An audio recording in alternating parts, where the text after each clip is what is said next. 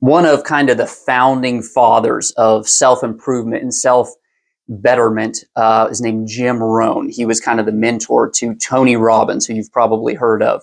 Your grandparents have probably heard of Jim Rohn. Anyway, one of his big things that he always said is success leaves clues.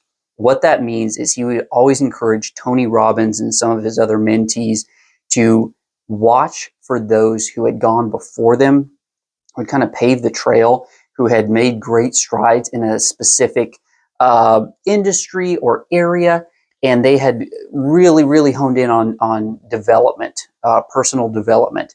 And how that applies here is that when you are wanting to grow and you are saying, hey, look, I know where I want to be in 5 years. I know where I am today, but how do I get there? There's many things you can do. One of the most important that I think I have learned is that it's highly crucial to look for those who have gone ahead of you. Success leaves clues.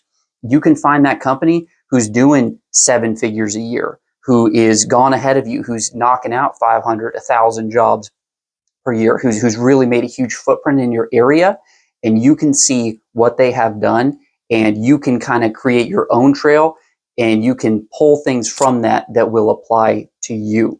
So what Tony Robbins says, again, going back to him, is compress decades into days. And what that means is you're taking years and years of people that have gone ahead of you and learned the hard way, and you're compressing that into a matter of days so that you can have a jump start on this thing. So success leaves clues. I don't care what industry you're in. Specifically for pressure washing, I'll say that with certainty. It absolutely does. So we'll watch some of the big guys, and we'll kind of model some stuff and say, hey, look, here's what they're doing really well. Here's what we could do that's similar to that. Hey, here's something that we disagree with that isn't a good fit for us. But regardless, you'll learn a lot from those guys that are doing a lot more than you. So I would always say watch for those guys that are ahead of you, really knocking it out of the park. Learn from them, because they will make some mistakes that are very valuable for you to learn from that you never have to make.